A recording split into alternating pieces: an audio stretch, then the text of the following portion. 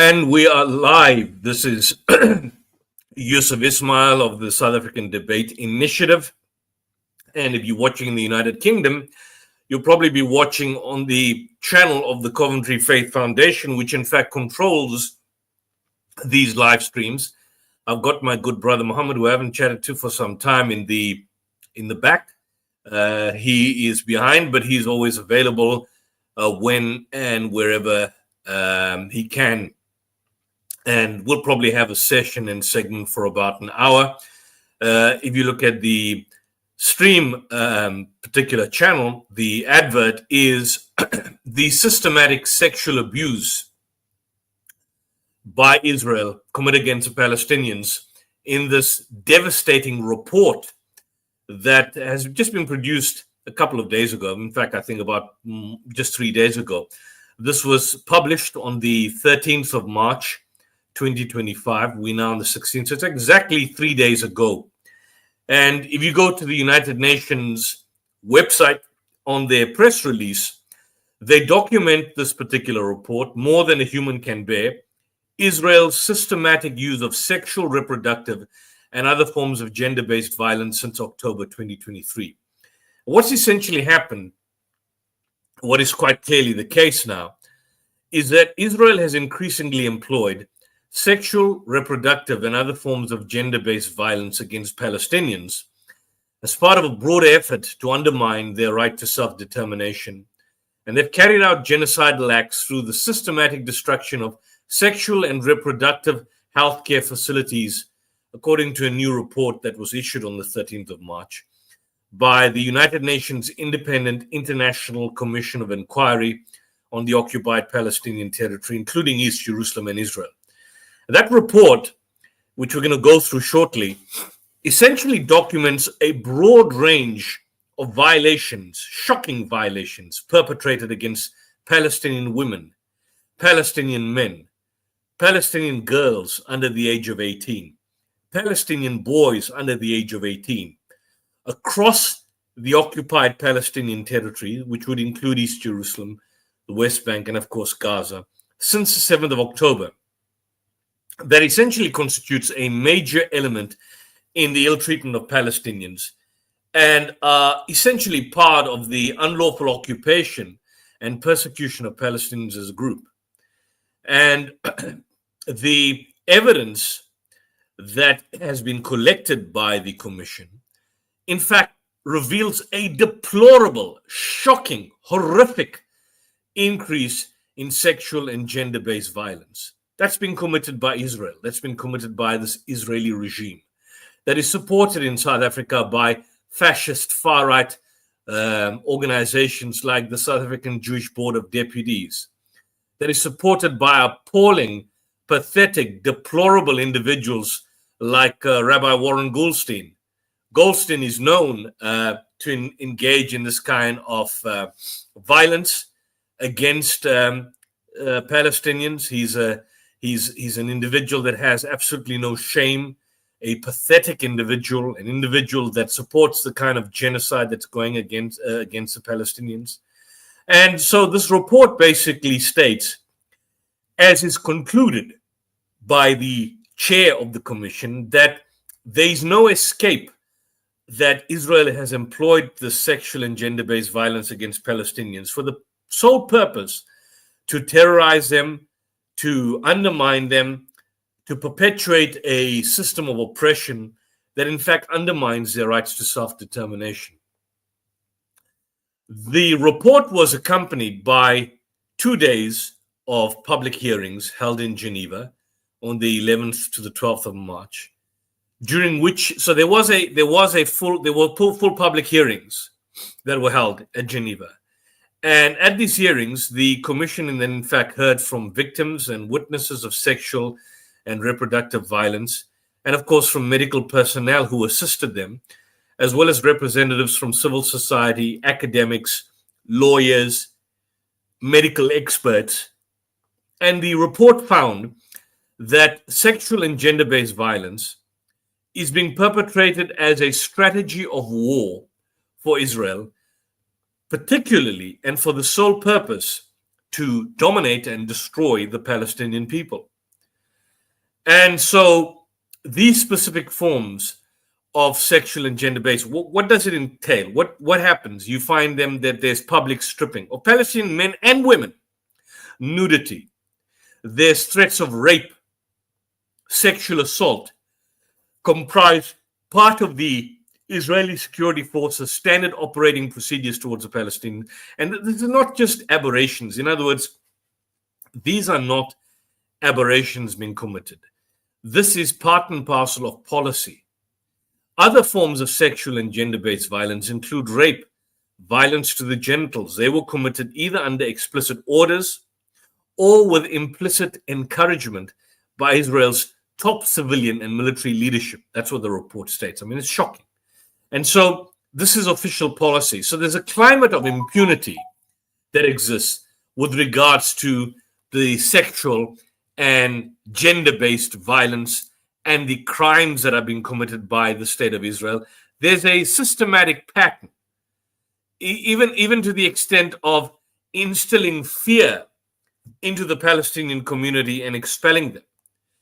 You've then got exculpatory statements and actions by Israeli leaders and the lack of effectiveness shown by the military justice system to, in fact, prosecute cases. I mean, since the genocide began on the 7th of October, not a single Israeli official, not a single member of the IDF, not a single leader, nobody within the Knesset, the legitimate Knesset of the Parliament of Israel, has been basically prosecuted for any of these crimes. So in this context, the accountability can only happen within the International Criminal Court, through that, and of course the National Court, where individuals and groups like B'Tselem can basically invoke the rule of law through the domestic courts. Because this commission basically found that you also have a situation, not only the sexual violence, but Israel has systematically destroyed sexual and reproductive healthcare facilities across Gaza. They've imposed a siege. They've prevented humanitarian assistance, the necessary medication and equipment to ensure safe pregnancies, deliveries, and postpartum and neonatal care. And those acts basically violate girls' reproductive rights and autonomies, their right to life, their right to health, their right to founding a family, their rights to human dignity, their rights to physical and mental integrity. I mean, what do you do in a shocking situation like this? The commission also found that Israeli authorities have destroyed in part the reproductive capacity of Palestinians as a group. That's genocide through the systematic destruction of sexual and reproductive health care. And that amounts to two categories of genocidal acts. So there's 5 categories for genocide, but these basically fulfill the definition of 2 categories of genocidal acts in the Rome Statute and the Genocide Convention, including deliberately inflicting conditions of life calculated to bring about the physical destructions of Palestinians and imposing measures upon them intended to prevent births. So Navi Pillay, South African, by the way, she makes a point, and this is to quote her, that the targeting of these reproductive healthcare facilities, including the direct attacks on maternity wards and Gaza's in vitro fertility clinic, combined with the usage of starvation as a method of war, has basically impacted on aspects of reproduction. And the commission also found that an increasing proportion of female fatalities in Gaza, which have occurred at an unprecedented scale as a result of this strategy of deliberately targeting residential buildings and using heavy explosives. We've been through this, pounds of explosive in densely populated areas. This commission documented cases in which women and girls of all ages, including maternity patients, were targeted. Acts that constitute crimes of humanity against humanity, murder, and of course, genocide. So this is a report that has basically come out just a couple of days ago, just a few days ago. So I'm going to share this report I'm going to share my screen. Let me present this particular report. And if Brother Muhammad can share this, Brother Muhammad, if you're there, if you can share this on our StreamYard link. Here we are. Here's the 49-page report, which we're going to go through, which I urge people to view and see. I urge people to view. I urge people to see.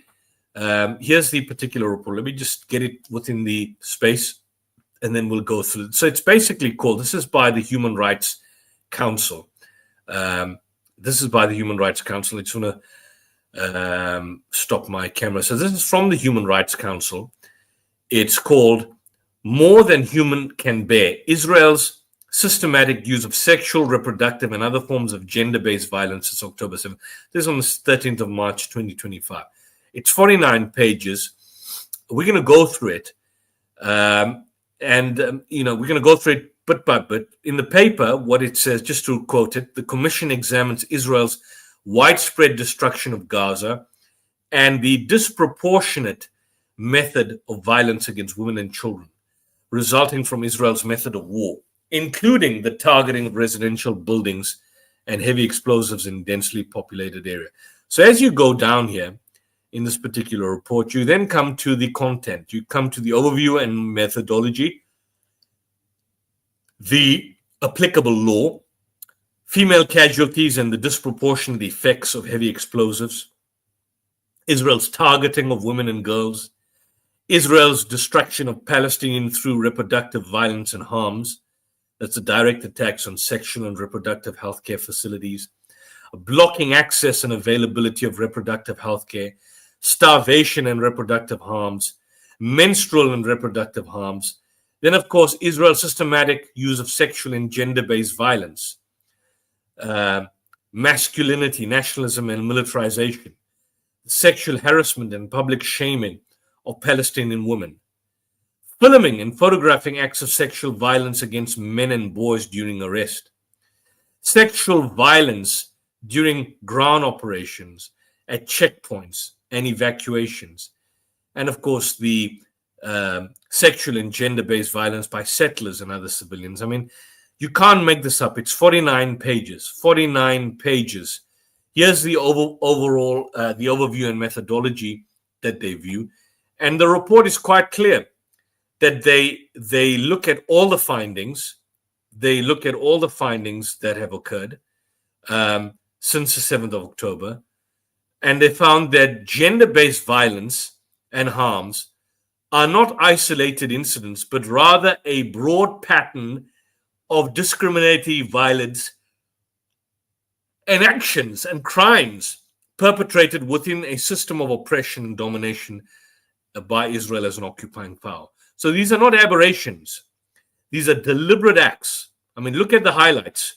These are deliberate acts that are basically being committed. Look at this. Expand your screen as we go through this report. The commission concludes, see if I can centralize this and make this bigger. Let me centralize this here. I just want to make it, people can see this. That's slightly more broader. I want you to go through this, and as you can see this, share the link with your friends and neighbors. Share the link with your colleagues at work. Let them be aware of this report. This report is available online. You go to the United Nations website. I'll post the link in the description box. But this is the overview. This is the overview that basically happened. So it's a systematic report, and they give the full integrated analysis on gender-based violence, and of course, utilizing the applicable law based on the Hague regulations, the Geneva Conventions, and of course the Rome Statute. We're not going to go through much of that because I think it's quite clear in terms of what customary international law does, and of course the rights of women that basically deals with it. Now, yes, let's start off with some of these. We're going to obviously highlight this. Female casualties and the disproportionate effect of heavy explosives. This is a UN report released 3 days ago. This is an obstetrician in Gaza, a medical expert. who makes a comment, "This is a war against women. Thousands of women have been killed deliberately, and hundreds of thousands are living in extremely precarious conditions. The number of women and girls who have died from complications related to pregnancy and childbirth remain unknown," meaning it's even higher. 21, the Israeli attacks in Gaza are characterized by extremely high civilian ratio in comparison with other armed conflicts in the last decades.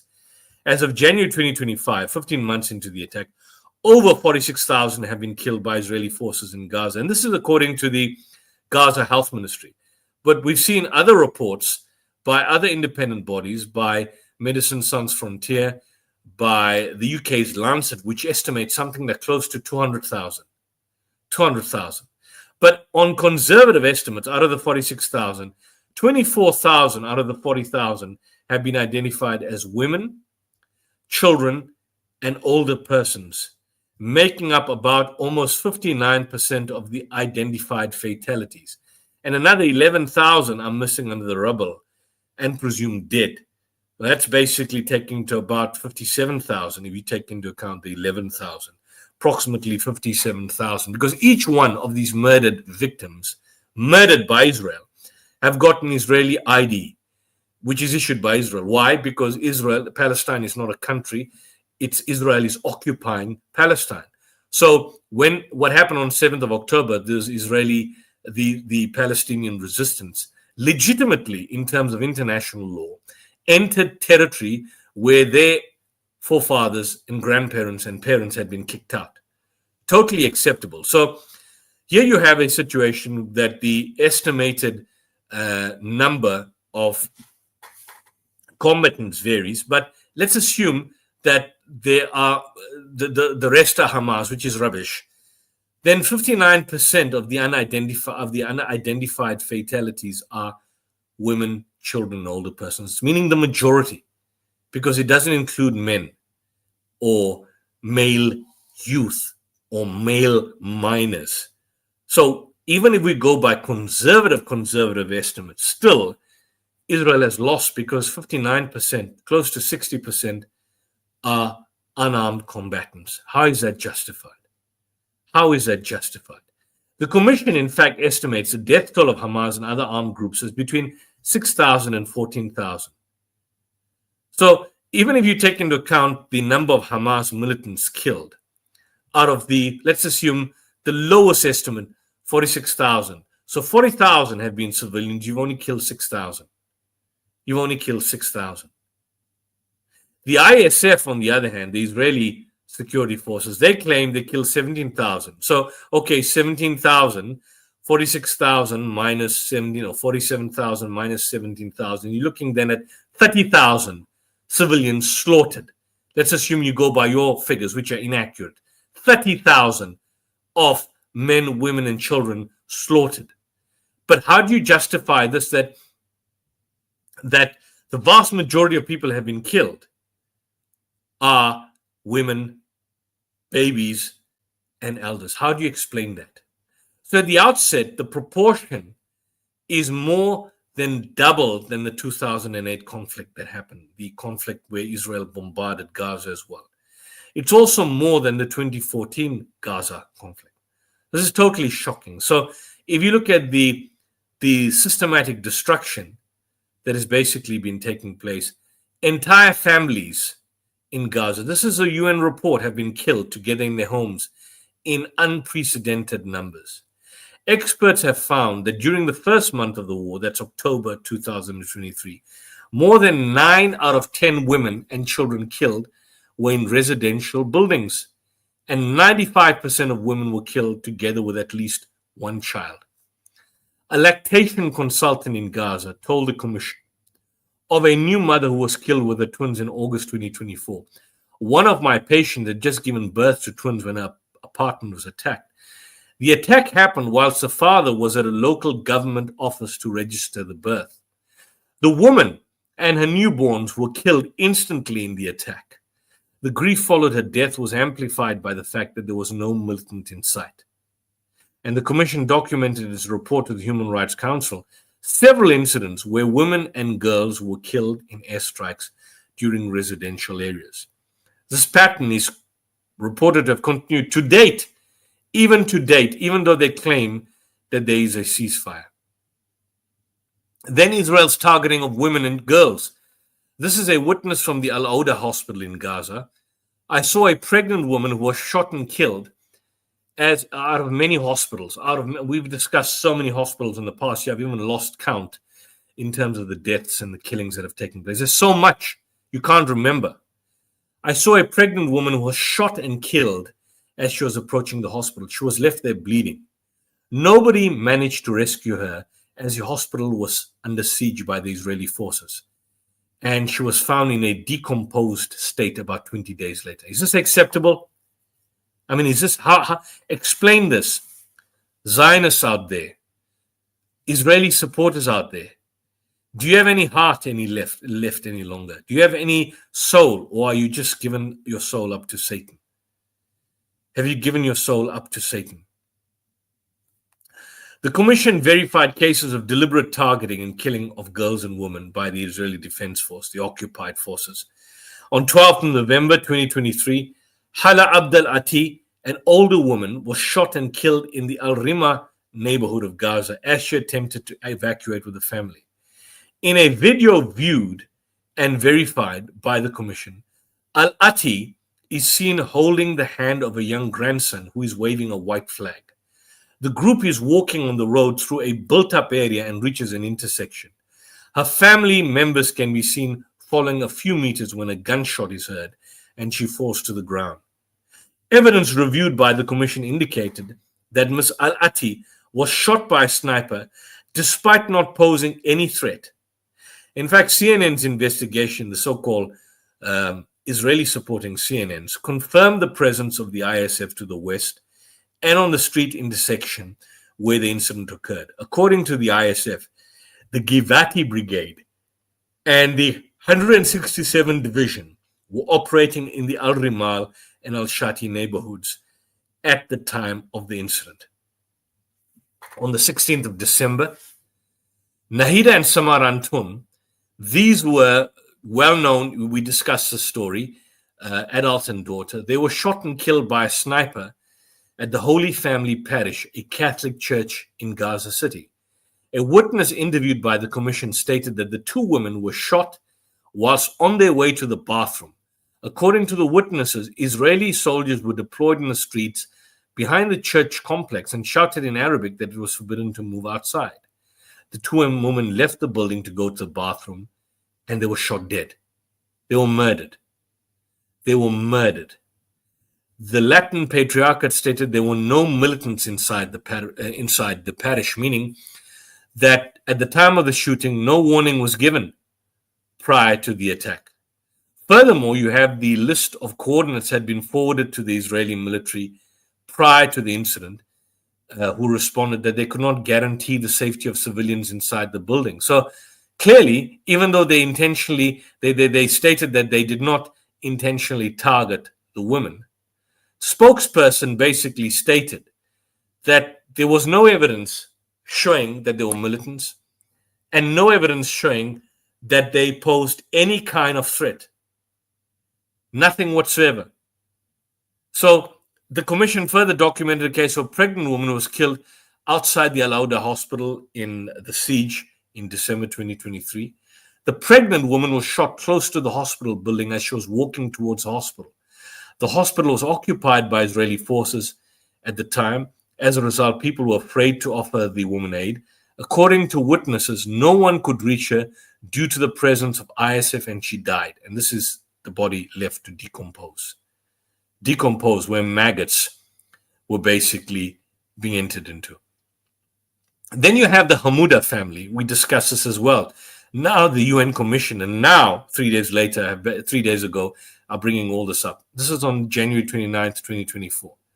The parents were killed by driving Bashar Hamad Hamouda. They were driving a car with 5 children, including their daughter, 15-year-old Leylan, and a 5-year-old cousin, Hind Rajab, the famous case of Hind Rajab.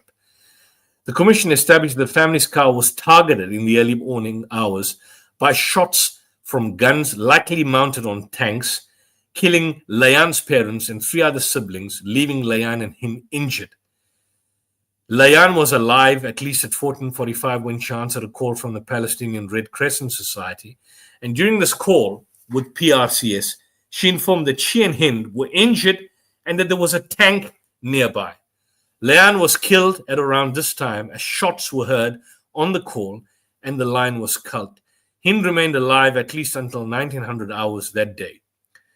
The ambulance that was then disposed carried 2 paramedics who had been cleared by the coordinates by Israel.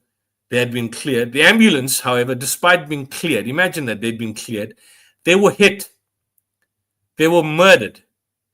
And this vehicle, which contains this little innocent child, Hind Rajab, had about 500 bullets. Bullet-ridden, 500. Check the report by Forensic Architecture. Check the report by Al Jazeera, which showed how they would basically, and so the ambulance was found destroyed together with the ambulance workers, these people dead, murdered, and the humans inside the vehicle dead. And Hind Rajab, who was surrounded by dead parents, they were murdered. So she was in the car with her murdered parents. She was then murdered. The commission finds that the targeting by the ISF was deliberate and the ISF should have been able to determine that the person in the vehicle did not pose a threat. Yet Israel has denied this. Israel, the satanic bastard state, which has to be destroyed entirely, and we call for the destruction of the state of Israel, denied that entirely. I'm calling upon South Africans to target and hunt, not violently, but to target and hunt Zionist supporters in South Africa that are supporting the satanic state. So the commission reported to the Human Rights Council in June, including by Israeli officials, that as perceived, statements and documents by the commission asserted that everyone in Gaza should be considered responsible for the attack. And so therefore Palestinians are considered complicit despite age, gender, civilian status. They should be exterminated. So this is Israeli official policy. The Israeli official policy. Giora Island, who in the past described Gaza as a concentration camp, he states the following in justifying the murder. He says, after all, who are Gaza's elderly women? The same mothers and grandmothers of Hamas fighters who committed the acts of October 7th. In this situation, how can you talk about humanitarian considerations, especially when you still have abductees? The situation, God knows. Shocking report. Another example, Eliyahu Yossian, a commentator from the Misgav Institute for the National Security, an interview with Yinon Magal. This was broadcast on Channel 14, Israel's right-wing station. He states the woman is an enemy, the baby is an enemy, and the pregnant woman is an enemy. It's had about 1.6 million views. What are we talking about? What are we talking about? What a sick society we're talking about. So this is policy. This is Israeli policy. It's not an aberration. This is Israeli policy. Israel's destruction of Palestinians through reproductive violence and harms. Direct attacks on sexual and reproductive healthcare facilities. The measures in, this is another segment. If people want to segment this, we'll have a look at this. Israel's destruction of Palestinians through reproductive violence and harms. Direct attacks on sexual and reproductive healthcare facilities.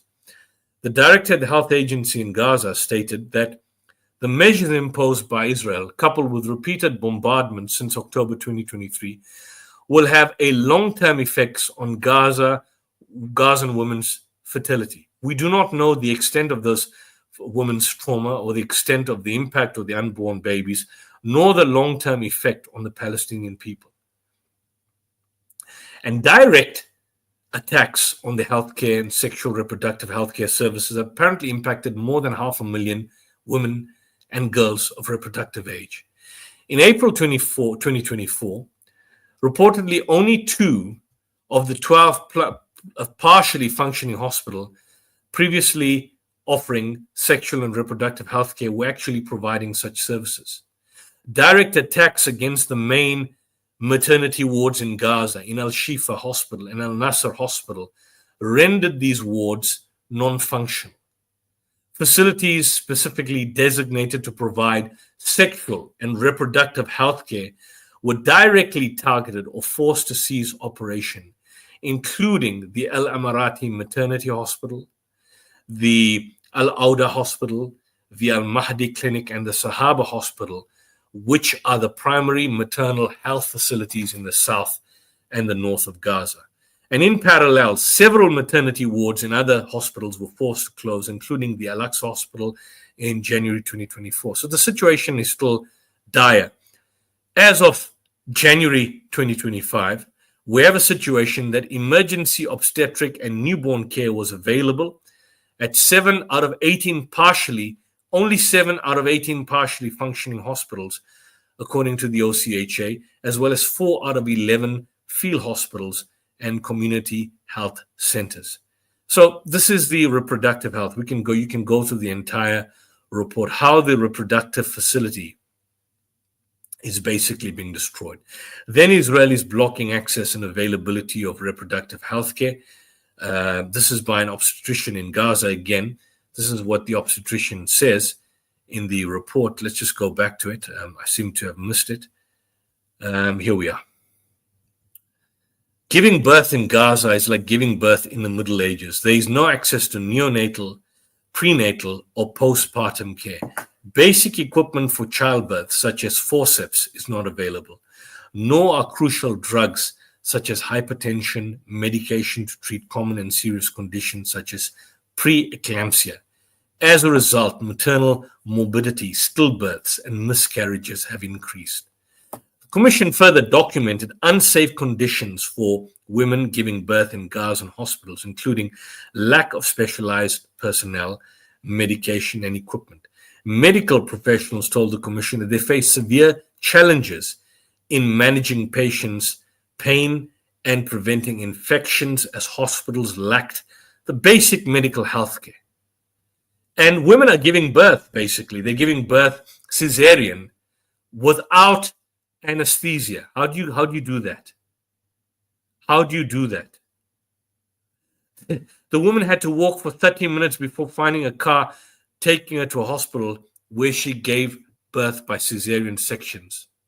After cesarean sections, she had to share a bed with another woman who was discharged the following day. Imagine that. I mean, normal childbirth, as shocking as it is, this is cesarean childbirth. How do you explain this? How do you justify? How do you process this? How do you process this entirely? Medical personnel told the Commission about increases in medical morbidity and neonatal and intrapartum fetal death, which is more likely due to the extreme difficult conditions, including the lack of space, medication, and equipment. I mean, this is shocking. Shocking to say the least. The Commission received reports of women being forced to deliver at home with inadequate medical assistance as they were not able to reach a hospital or medical clinic due to the security situation or the lack of transportation. One woman told the Commission about the obstacles she faced in accessing reproductive health care in Khan Yunis at the beginning of the war when she was pregnant. I mean, this is happening now in Ramadan. I mean, I'm feeling the strain. Right now I'm talking, I've been talking for about half an hour.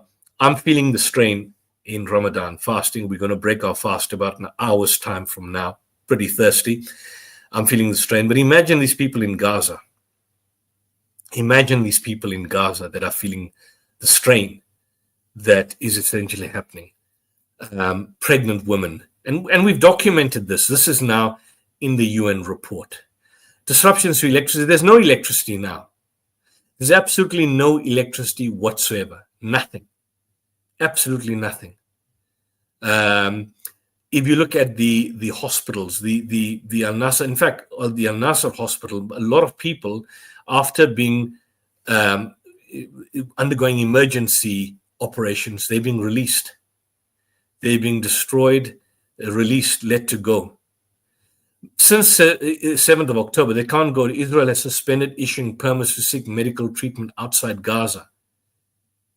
They've totally refused to give permits. They say exceptionally, only under exceptionally allowed medical evacuations, but they've allowed very little, very little, very little. After 7th of October, Israel only approved out of 2 million people the medical evacuation of 4,947 patients until the closing of the Rafah crossing on the 7th of May, 2024. The number of medical evacuations have dropped between 8th of May to 15th of January, only 458 patients. Only 458 patients. This is total. And what about the cancer patients? What about patients who suffer from terminal illness, AIDS, tumor, people requiring chemotherapy? What happens in that? Starvation. Babies have no food. What about pregnant women? Pregnant and lactating women have faced specific risks to their own health and to the health of their nearborns due to starvation. How do we justify this? I mean, really, how do we explain this? I'm going through this report, and I urge people to read this report. If you're lazy to read this report, let me go through it for you, which I'm doing right now. How does one actually process this? Starvation has entered. I mean, in mid-December, the United Nations Population Fund stated that pregnant women were starving. In January 2024, United Nations Children's Fund raised concerns about the nutrition of over 155,000 pregnant women and lactating mothers, giving their specific nutrition needs and vulnerability. How do we explain this? The essential dietary diversity for pregnant and lactating women was severely compromised, most of them consuming only 2 types of food per day. Some nothing. In February 2024, the Global Nutrition Cluster reported that the dietary diversity for pregnant and lactating women in North Gaza, Deir al-Balah, Khan Yunis, was extremely critical. That's February 2024. We're now in March 2025. Because now, more than 15 months as of latest, the situation is more dire. According to UNFPA reports, 42,000 pregnant women face crisis levels of hunger, IPC3, and over 3,000 pregnant women face catastrophic levels of food insecurity, IPC5, numbers that reportedly were expected to surge during winter. According to an IPC analysis published in October 2024, an estimated 60,000 cases of acute malnutrition were reported among young children aged 6 to 59 months, and 16,500 pregnant and lactating women were reported to be in need of treatment for acute malnutrition. 96% of children aged 6 to 23 months and women were not meeting their nutrient requirements due to the lack of minimum diet diversity. Shocking. I mean, it goes on and goes on and goes on and goes on. I mean, one woman stated that there was no flour to make bread, no milk. They'd only eaten canned tuna. Pregnant woman, canned tuna. What's going to happen? You're going to get scurvy. You're going to get scurvy. And then the women who are starving state they've been unable to produce breast milk due to the lack of food and the psychological effect of military operations and siege, because psychological effect also causes stress, and women can no longer produce breast milk. They can't produce breast milk in that instance. What happens? What happens? Menstrual, and reproductive health care and concerns. There is no dignity in giving birth, bleeding for weeks after giving birth without access to pads and clean water, or to breastfeed your child in an overcrowded shelter where you share a room with male strangers. This is humiliation. Do people know what these people are going through? Do people understand? We're now on the 16th of March. This report was produced on the 13th of March. It's now how many months since the Gaza genocide began on the 7th of October? How many months are we going to go through this? How many months are we going to read such reports? And this is bad enough. I mean, the food is destroyed. Urinary tract infections, where the vaginal and urinary tract infections had become widespread due to bad sanitary conditions, including the lack of access to water and clean underwear, and the need for women to basically queue for hours to go to the bathroom. How shocking. How shocking is this? How shocking is this? This was a woman interviewed staying at the Al Shifa hospital. She stated there was garbage spread everywhere inside the hospital. It was not safe to take the garbage outside. Another woman interviewed by the commission stated they were not being able to shower caused her to have multiple vaginal infections. I mean, what is this? She and her family had no means and opportunity to wash their underwear. We put up a tent outside the European hospital and we stayed there without food and water. I had to walk far to get water and wash our laundry. I had to stay 17 days without showering. 17 days, and I slept on the ground, which was very dirty. I was pregnant and I had to use the bathroom inside the hospital a lot, but I tried not to because it was crowded, dirty, and difficult to get to. I had several vaginal infections as a result. Several vaginal infections. Menstrual cycles becoming a source of stress. Lack of access to water and sanitation also affect the sense of dignity and physical and psychological well-being of women and girls. The Commission received information concerning women and girls resorting to makeshift sanitary pairs, which put them at risk for urinary tract infections. I mean,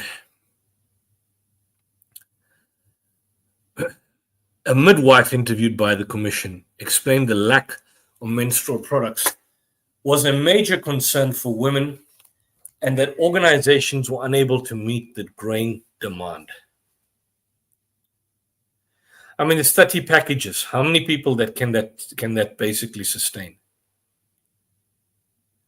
How many can that sustain? Then you've got this. This is shocking. Israel's systematic, as if the above is not shocking, of sexual and gender-based violence. This is from a graffiti by a satanic Israeli soldier in Beit Lahia in Gaza. He states, "Shall he make our sister into a whore?" This is the question. 9208 brings the honor back to the people of Israel. So rape is basically being committed. Rape. Israeli officials have used sexual violence against women as a weapon of war. They have weaponized sexual violence. They've referred to Hamas as a rapist regime, even though Hamas did not commit the rapes that they were talking about was all fake, all false. But what you now have is a situation where this message has been amplified and Palestinians males have been raped by these Israeli occupying forces, by these Israeli defense forces. They've been raped. The commission looked at one report, which was just shown here. Shall we make our sister into a whore? Shall he make her sister into a whore? The graffiti refers to the story of Dinah in the biblical book of Genesis, who was abducted and raped. On learning about her rape, her brothers reacted, and the story goes is that they engage in mass killing and raping of all the men in the city. And so the Israeli soldiers look at the story, the rape of Dinah, and then they use it, the battalions, they use it to harm and destroy Palestinians and Palestinian men and women. The Commission reported such issues before, but the Commission now notes that Israeli soldiers have committed increased sexual acts intended to feminize or shame not only the victim, but the Palestinian community at the home as a whole, an increasing trend to photograph or film these acts. Such acts have a clear link with entrenched gender stereotypes that continue to be intentionally used in attempts to break the sense of community and harm social cohesion, whether men or women. And these are writings left by members of the Israeli Defense Force in a women's shelter in Gaza. Look what they say. Look what these satanic dogs say. These satanic Israeli soldiers say. You sons of bitches, we came here to FUCK. I'm fasting, I don't want to swear. We came here to FUCK. You and your mothers, you are bitches. You ugly Arab, we will burn you alive, you dogs. These are Israeli soldiers acting on the basis of policy. Look at this. This is what they're stating. So they make no shame. Vindictive. They make no shame. Since the start of the hostilities, Palestinian women in the Israeli occupied Palestine have increasingly been subjected to online harassment and smear campaign by Israeli soldiers, including by doxing.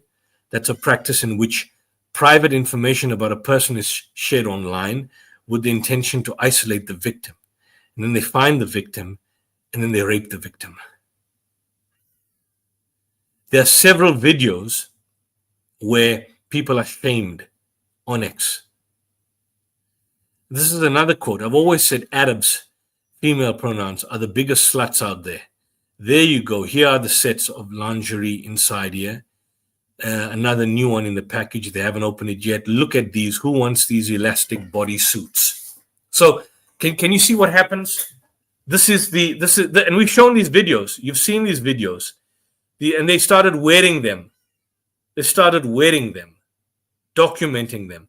You sons of bitches.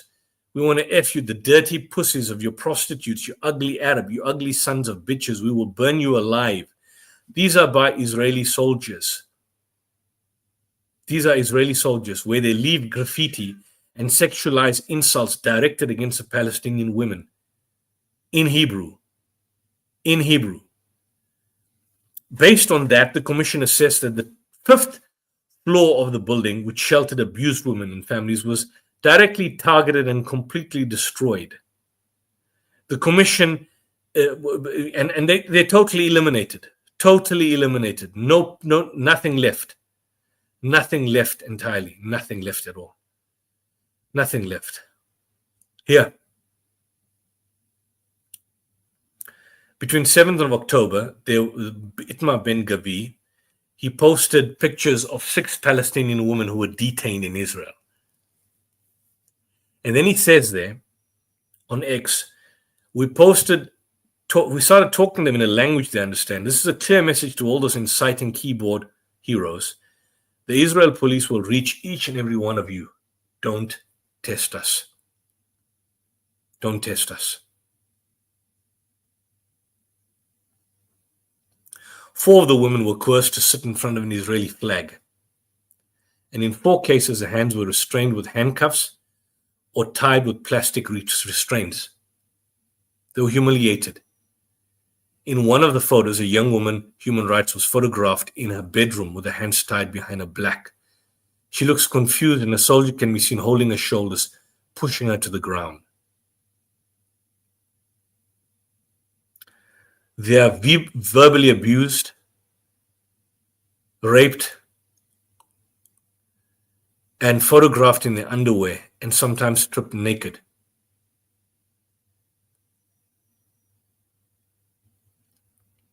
Filming and photographing acts of sexual violence against men. Here they strip them, and we've seen pictures of stripping them. Digital photographs have been captured. You know, someone needs to do a book. This itself can be a book. 4 of these incidents that they document include at a primary school. Photos and videos appeared, and so some photos showed men forced to sit on their knees next to each other in rows behind and blindfolded. And the footage was published on the Israeli Telegram groups and later disseminated on X. So they've got no shame. They've got absolutely no shame. No shame whatsoever. Look at Article 96. No shame. So this is all that they've done on social media. Sexual violence during ground operations, including at checkpoints. They orders us all, men and women, to take off our clothes and to continue walking.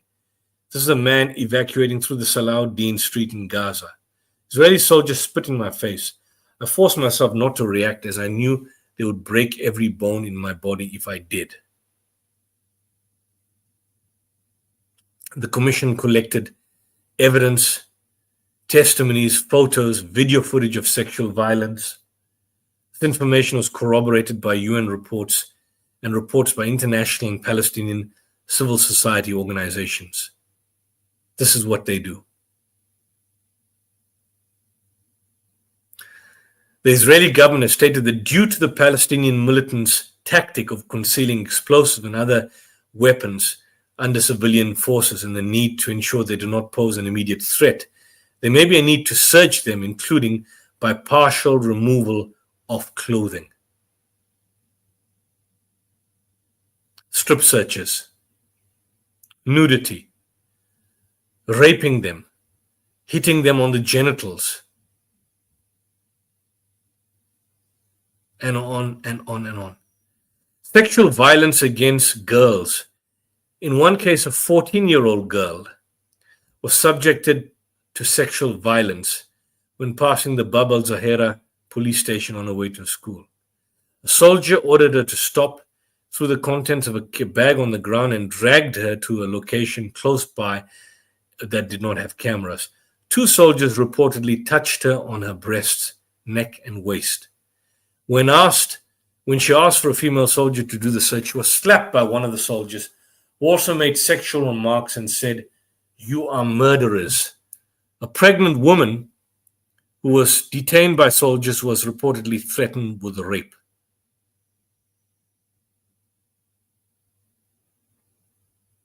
So this is right throughout the year. This is a male detainee in the Negev prison. This is how he details. I was in pain and my testicles were swollen and bruised from the beating. I lost consciousness in a short time period.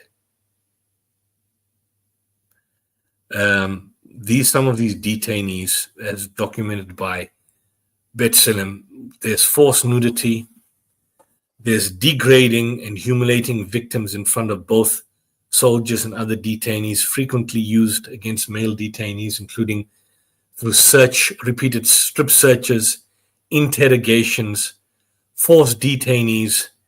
The commission spoke with a man who was interrogated naked inside a tank for more than 30 minutes. I mean, how sadistic is this? During the time, he was questioned about his family members' association with Palestinian armed groups. He was subjected to death threats and was slapped twice during the interrogation. Horrific. Horrific.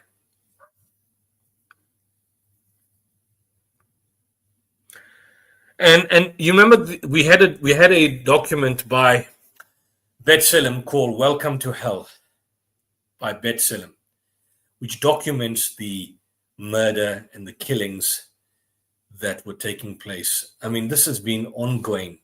I mean, you could write just a book on this alone. Ongoing instance. Detention. This is from Amnesty International, but check the B'Tselem report. Welcome to Hell. One could go on and on and on. This is by threats by an Israeli settler to a Palestinian man. I mean, I'm getting sick. I'm fasting, but I feel like vomiting reading this. And it's tiring. It's exhausting. It's exhausting. 3 captive Palestinian men were all subjected to physical and mental abuse during the ordeal. One of the human rights defenders was beaten on his head with a rifle by a man wearing a military uniform resulting in a severe bleeding. When the victim tried to lift his head and wipe the blood from his face, the perpetrator stepped on his head and smeared dirt on his face. The uniformed man tore the victim's clothes with a knife, leaving him in his underwear. He then blindfolded him with a piece of torn clothes. He put his foot on the victim's head and pushed his head face to the ground several times, saying, "Eat, eat," as the ground had remnants of straw and sheep food. What is this? He then placed a stick in the victim's anus over his underwear and attempted twice to insert the stick into his rectum, but the victim moved away to avoid it. That's rape. That is rape. We've dealt with this case. This is rape. This is going on. West Bank rape. A Palestinian man from the West Bank was threatened with rape. One of the quotes are where the settler tells the victim, "You will be my bitch, and I'll be happy to sit with you in jail someday." You know, stays Taman, rape for the sake of God, as I say. You understand what I mean? This is insane. I'm thinking, I was thinking it's an arduous task, but I'm thinking of doing a book on what's happened since October 7th.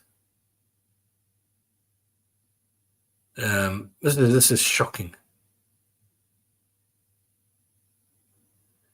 Shocking.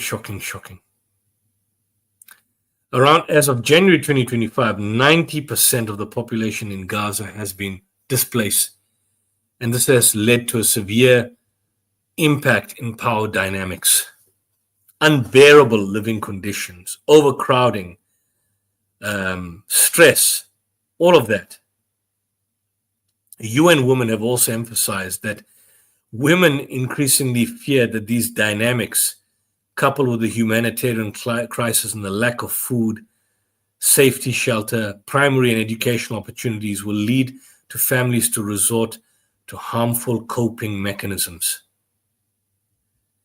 I've just gone through about 33 pages. Impunity and accountability.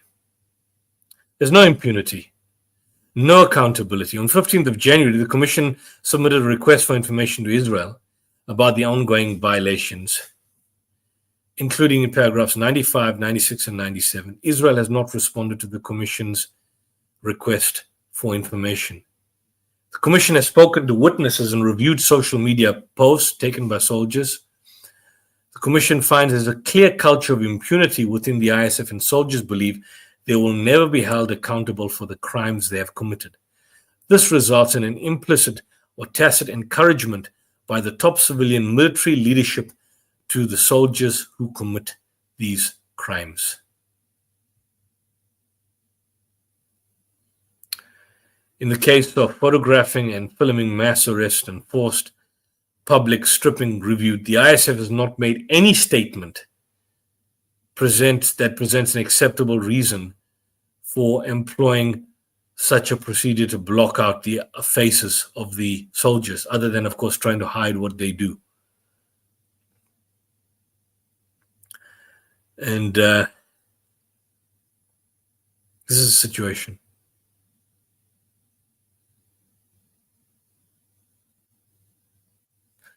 And what are their minister stating? The Israeli minister, Bezalel Smotrich, states that the IDF soldiers deserve respect and they suffer terrible injustice. Minister of Justice, Yarav Levin, stated that he was shocked that the soldiers were arrested like criminals. These were those that were originally arrested. You know, those people who were arrested for the rape of that man and then released. Well, this is the result. Even the President Herzog, he stated that the morality of the ISF was being tested and that he considered the hatred against Palestinian terrorists to be understandable and justified. So these acts were justified. Everything is legitimate, everything. When asked during a discussion if it was legitimate to insert a stick into a person's rectum, a member of the Knesset Likud party stated, if he's a Knukba, that's a Hamas militant, then it's acceptable. That's what he says, it's acceptable. If he's a Knukba, it's acceptable. Knukba, that's what they call them. Nukba, Hamas militant. It's legitimate. Everything is legitimate. I don't know what to say. Honestly, don't know what to say. In this 49-page report, we may go through this. The Commission set forth the applicable report. The Commission notes that occupied Palestinian territory remains occupied by Israel, and international humanitarian law still applies. But Israel has no compunction in destroying the Palestinians. No compunction is in raping them. Nothing. Women are thus being affected, raped, sexually assaulted. Share this video. We can't go through everything, but share this video. Share this video. Here's the final results. Israeli military operations have had a disproportionate impact on Palestinian women. The Commission noted in this regard the high and increasing number and proportion of female fatalities in Gaza, which is on an unprecedented scale. Targeted killings of women and children. Targeted killings. Disproportionate impact on women and girls. Use of starvation as a method of war. Primary caregivers. Women have suffered gender-specific harms as a result of multiple displacements, deaths of children, separation of families, and caring for sick and wounded family members. Pre-existing structural discrimination has also exacerbated controlling behaviors from male family members. So shocking, shocking. Israel has systematically used reproductive and other forms of gender-based violence since the 7th of October. And this is basically, the result. Threats of rape. So read the entire report. Read the report. This is the original news press release. This is the press release. More than a human can bear. Israel's systematic use of sexual violence against the Palestinians. This is on the 13th of March. So go on to Google, type in UN report. Israel, UN report on Israel. UN report on Israel. And type in 13th of March. It'll open this up. You go down and then you can click on this particular report. Download this report and share it with people. Share it with individuals. Share it with people out there in terms of what you can see. And in terms of what is basically happening around the world, around different parts. I mean, it is shocking. It's beyond belief. I don't think, we thought that after the so-called supposed ceasefire, something was going to happen and that Israel was basically going to stop what was going to transpire. But nothing has happened. Nothing has happened. And since then, it's been continuous. There's been continuous killings that have basically been taking place. Continuous killings taking place. Severe disruptions in hospitals due to Israel cutting off electricity in Gaza. There's a report that was captured by Middle East Eye by a well-known LBC host that condemns the lack of accountability. But I want people to view this in terms of this particular individual and what he says on this. I'm gonna share the screen one more. Share the screen here, and he asks a question that have people forgotten Gaza. So Mohammed, I want to share this. Hold on a second. I just want to share this particular report by I forget his name. We've played him before. Well-known Irishman on LBC. Brother Mohammed, if you can share this on your screen, I'm going to basically play this. Brother Mohammed, are you there? Yeah, let's basically go to this. And before we close the stream, I'm going to play this here so people can listen to what's a 3-minute clip. I'm not asking you to get your violins out or anything like that. But I exist in a curious space between people who say the reason why you're not talking about it is because you're not allowed to, or you've been silenced, or you have been censored, which is part, of course, of an anti-Semitic conspiracy theory. And then if I do talk about it, I routinely get accused of anti-Semitism for committing the crime of relaying some unchallenged facts about what is currently happening. For example, the fact that all humanitarian aid has been cut off, the fact that the remaining trickle of electricity into the strip was cut off at the weekend, the fact that Benjamin Netanyahu is trying to move the goalposts agreed in January's ceasefire, and the fact that the United Nations reports today that it has found evidence of genocidal acts carried out against Palestinians by way of systematically destroying women's healthcare facilities and using sexual violence as a war strategy. The facts are that that is what the United Nations say that they have found in a report published this morning. Israel's permanent mission to the UN has described the allegations in the report as unfounded, biased, and lacking credibility. But who is allowed to investigate events in Gaza? Who actually is afforded even the thinnest veil of objectivity by the Israeli government? Who is allowed to report? Journalists aren't allowed in. Anybody who gets in and reports back is attacked as biased, and up to and including United Nations experts. So why? I don't know.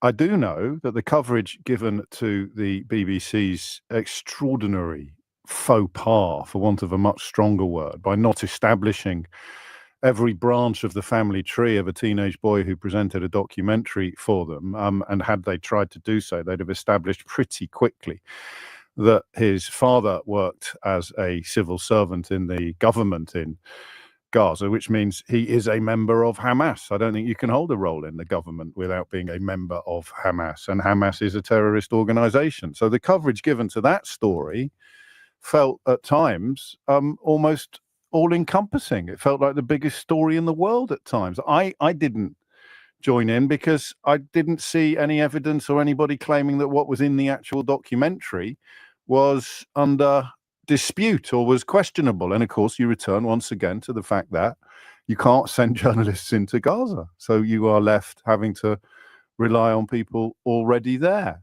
Has the world given up on Gaza? Has the world put its fingers in its ears now? Because, in my view, of the absolute indefensibility of what Israel continues to do. And then the second stroke third question becomes, well, if it's true, that Donald Trump's arrival in the White House hands Benjamin Netanyahu a carte blanche, you consider how hideous some of those tactics have been already. Donald Trump's arrival in the White House takes off any brakes at all on Netanyahu's actions, on Netanyahu's policies. No checks, no balances whatsoever. Look at how he treated Zelensky in the White House, Donald Trump. And now look at how he treats Netanyahu. And remember, on picking any of this, you're going to have to explain to me why Israel voted with Russia at the United Nations. Amazing. Has the world, in fact, given up on Gaza? And this is a question we have to ask ourselves. There was a clip I wanted to share, my brother Muhammad to share, but I don't know if YouTube will strike this particular stream down because I think the stream is important. So we may do a shorter clip, maybe a little later with brother Muhammad or in the forthcoming days, where we show some of these horrendous, vicious clips for a few minutes and see if YouTube doesn't take down the video. But we've had our videos taken down by YouTube, but we don't want that to happen again. And so it's important that you get hold of this particular UN report, a devastating report.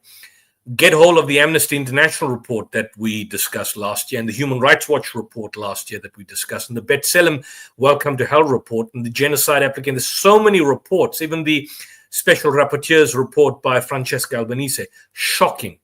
I want to compile all of this together and publish it in the form of a book, all these particular reports together, if they will certainly allow me in relation to that, and with the copyright restrictions. But if you've listened to the stream, this is Ramadan. Pray for the Palestinians.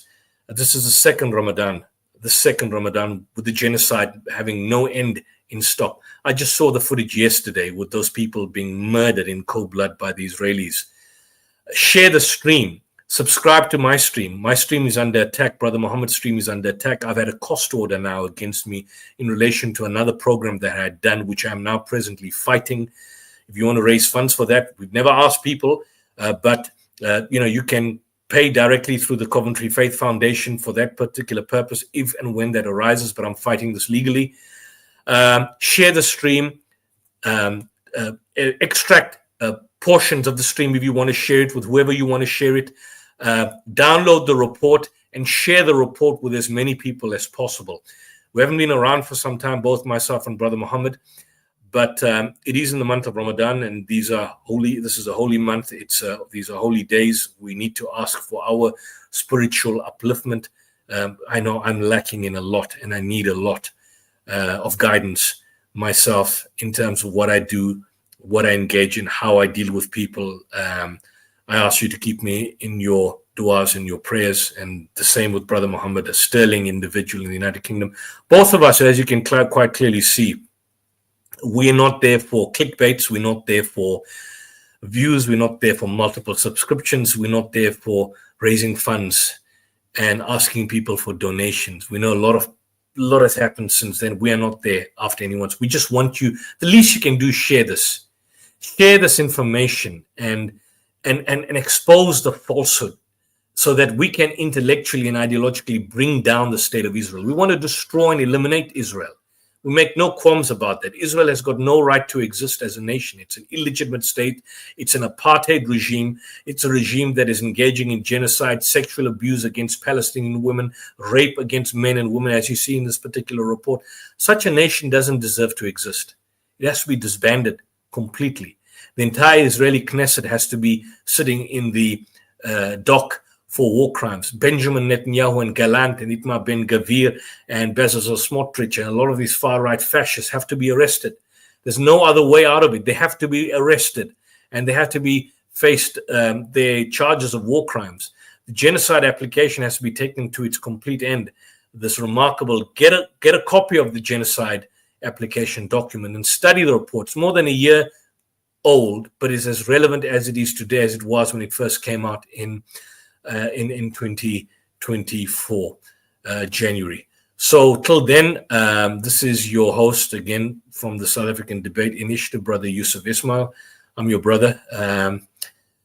Share, subscribe, like, and make your comments in the comment box, both under the Coventry Faith Foundation YouTube channel as well as South African Debate Initiative YouTube channel. And until next time, I bid you well, myself, and certainly on behalf of my brother Muhammad, who's in the backstage. Till next time, keep us in your prayers, keep the Palestinians in the prayers, let the Palestinian resistance continue. Until next time, Assalamu alaikum wa rahmatullahi wa barakatuh.